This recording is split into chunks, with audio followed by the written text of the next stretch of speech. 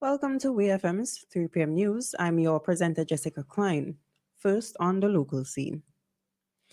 St. Vincent Girls High School student Miss Aroma David has been appointed as the 2023 Junior Minister of the Tourism for SVG by the Ministry of Tourism and Culture.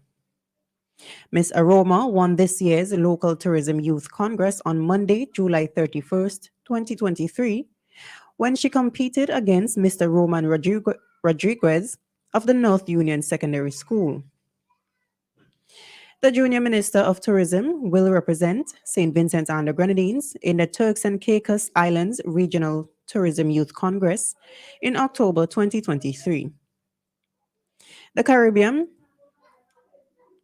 The Caribbean Tourism Organization's annual State of the Industry Conference includes the Regional Tourism Youth Congress, which seeks to shape future tourism industry leaders by using its platform to incite and inspire change through their presentations on issues relevant to the growth and sustainability of the tourism sector.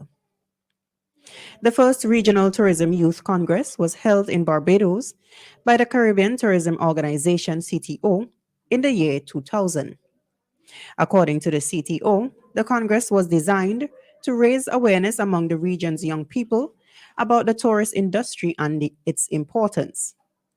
Participants aged 14 to 17 represent their respective CTO member countries as junior ministers or commissioners of tourism. There have been extensive discussions held about making St. Vincent and the Grenadines a logistics hub.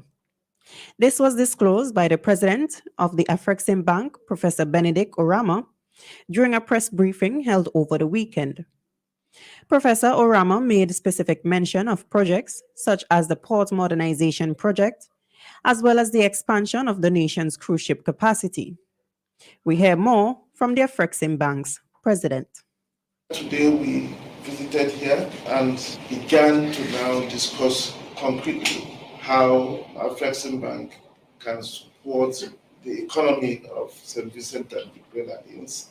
We've discussed extensively the plans to make this country a major logistics hub in terms of development of ports, development of industrial parks, and the development of ports and the expansion of cruise ship handling capacities. That was the president of the Afrexim Bank, Professor Benedict Orama. Professor Orama said that these are areas that Afrexim Bank has expressed strong interest in, not only funding, but to also find investors that can work together with the appropriate authorities to ensure that these projects are developed in a timely manner. Still on the local scene, Clinton Cambridge has been sentenced to be detained in prison at the court's pleasure with a review after 5 years following the stabbing death of his father, Clint Boucher.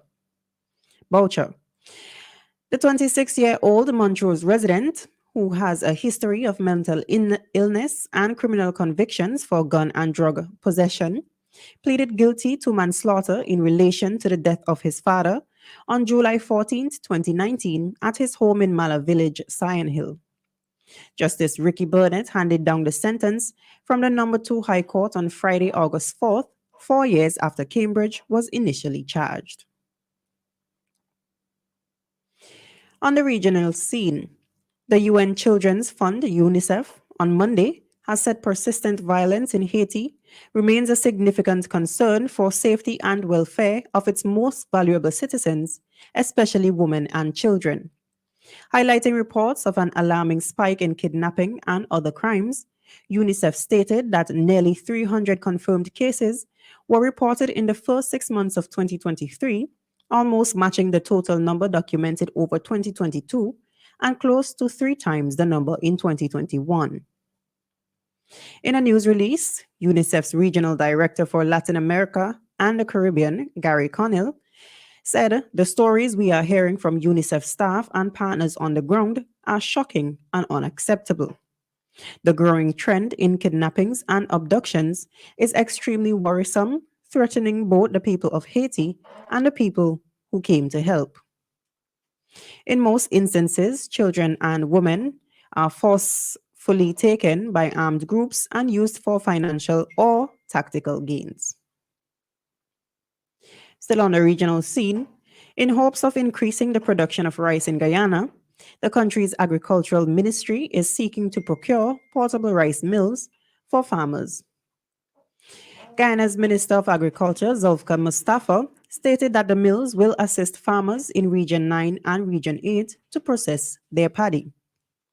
During a broadcast interview on Saturday, the minister said that the government is looking at the possibility of getting some portable rice mills from Brazil, who is well known to have the technology. In recent times, rice production restarted in Mokomoko, Karasabi, Kumu, and several other villages in Guyana's South District. Mustafa said, I understand Brazil has those technologies, and I'm looking to see if we can source it from Brazil. We can get it for about 5 million Guyanese dollars. And I think if we have it and we can get it to Guyana, we can give it to villages and they can have their own portable mill to process the paddy. Finally, on the international scene, New York City has closed its Rockaway Beach on Tuesday following a 50-year-old woman being bitten by a shark on Monday evening, according to officials. Officials confirmed that the woman was bitten on the leg while swimming near Beach 59th Street. Lifeguards took the woman out of the water and gave her first aid before she was taken to the hospital. According to officials, she is in critical but stable condition with a deep cut in her thigh. The Parks Department disclosed that the incident marks the first confirmed shark bite on Rockaway Beach in recent memory. This has been WeFM's 3 p.m. news. I have been your presenter, Jessica Klein. Join us again at 5:30 p.m. for WeFM's evening news, and we thank you for listening.